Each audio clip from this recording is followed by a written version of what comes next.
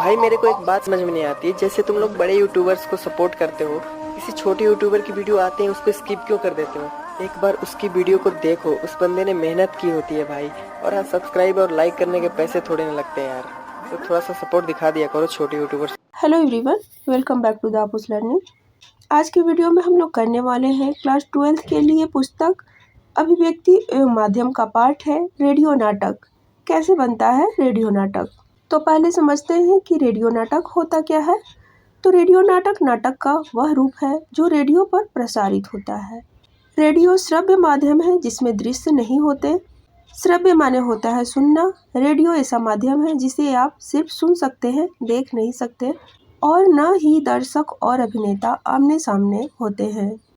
Radio नाटक लेखन cinema या रंगमंच के लेखन से थोड़ा भिन्न है और कठिन भी।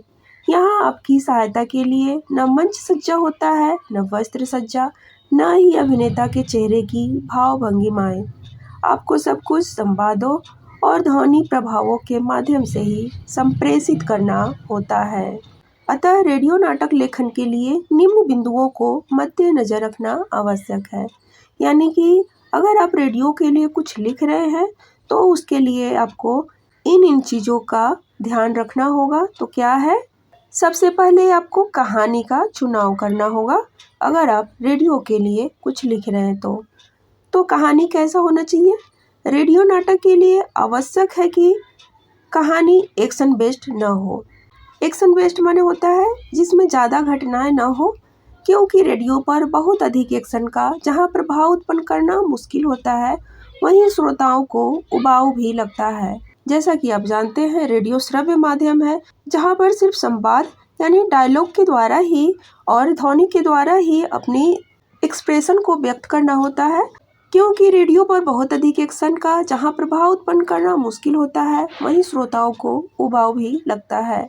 यानी कि रेडियो के लिए जब कहानी आप लिख रहे हैं तो उसमें ज़्यादा घटनाएं नहीं होनी चाहिए। अगर ज़्यादा घटनाएं होंगी कहानी में तो श्रोताओं को कुछ समझ नहीं आएगा और उन्हें वह उबाऊ लगने लगेगा। दूसरा है समयावधि। रेडियो नाटक की अवधि 15 मिनट से 30 मिनट तक की ही होनी चाहिए, क्योंकि रेडियो के श्रोता सिनेमा की तरह कैप्टिव ऑडियंस नहीं होते हैं जो एक निश्चित समय के लिए एक जगह विशेष पर बैठकर देखने को बाध्य हो। कैप्टिव ऑडियंस माने होता है अलग अलग तरह के लोग एक जगह बैठकर देखें। जैसे हम सिनेमा हॉल में पिक्चर देखने जाते हैं तो सब अलग अलग लोग होते हैं और एक जगह बैठकर देखते हैं। लेकिन रेडियो और टेलीविज़न पर जब हम कोई कार्यक्रम देखते हैं तो अपनी मर्जी से देखते हैं, है ना। तीसरा है पात्रों की संख्या। तो रेडियो नाटक के पात्रों की संख्या 5-6 ही होनी चाहिए, क्योंकि श्रव्य माध्यम होने के कारण पात्रों को सिर्फ उनकी आवाज़ से ही पहचानना होता है। और चौथा है संवाद और ध्वनि प्रभाव।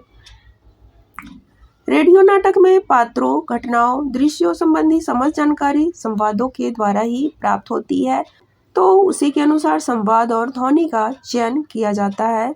अब जो ये प्रश्न है आपका, रेडियो नाटक लिखने के लिए आवश्यक चीज़ें क्या क्या होती हैं, आपका इस प्रश्न का भी उत्तर हो सकता है कि रेडियो नाटक की क्या क्या विशेषताएं होती हैं, तो यही चीज़ आप उसमें डाल सकते हैं।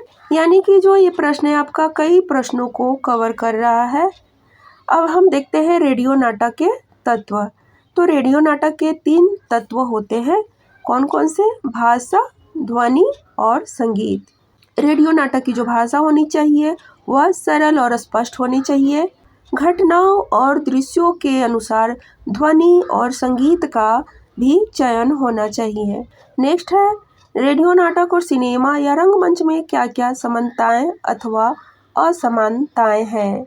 रेडियो नाटक और सिनेमा में क्या समानताएं हैं और क्या असमानताएं हैं, इसके बारे में है।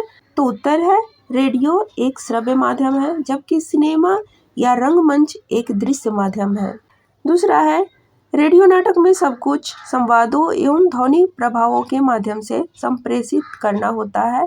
रेडियो नाटक में मंच सज्जा, वस्त्र सज्जा एवं अभिनेता के चेहरे की भाव भंगिमाओं का अभाव होता है, जबकि सिनेमा या रंगमंच में ये सभी चीज़ें आसानी से उपलब्ध हो जाती हैं। नेक्स्ट है रेडियो को मनोरंजन का सबसे सस्ता और सुलभ साधन क्यों माना गया है। तो रेडियो एक छोटा सा मशीन है जिसे आप आसानी से कहीं भी ले जा सकते हो एवं इसका उपयोग कर सकते हो। ऐसे में भारत का आम आदमी रेडियो के माध्यम से ही देश विदेश की घटनाओं को जान पाता था, कृषि से जुड़ी विभिन्न जानकारियों को प्राप्त कर पाता था। अतः रेडियो भारत की कृषि प्रधान एवं ग्रामीण अर्थव्यवस्था के लिए मनोरंजन का बहुत ही सस्ता एवं लोकप्रिय साधन था इसलिए कि रेडियो अब गुजरे जमाने की बात हो चुकी है। अब तो सब कुछ मोबाइल में ही उपलब्ध है। रेडियो लगा लो या टेलीविज़न लगा लो, जो देखना है आप देख सकते हो। लेकिन किसी ज़माने में रेडियो का बहुत ही महत्वपूर्ण स्थान था, खास करके ग्रामीण क्षेत्र के लोगों के लिए, जहाँ पर न बिजली की सुविधा होती थी, न कोई और साधन ज़्यादा उपलब्ध होते थे। ऐसे में लोग रेडियो से ही मनोरंजन करते थे, सुगम संगीत सुनना हो या कुछ नाटक वगैरह सुनना हो। ओके, तो गाइस वीडियो अगर आपको अच्छा लगा है तो लाइक शेयर ज़रूर कीजिएगा और इसी तरह की वीडियोस देखना चाहते हैं तो चैनल को सब्सक्राइब भी कर सकते हैं। तो चलिए मिलते हैं किसी और वीडियो में, तब तक के लिए take care and good bye.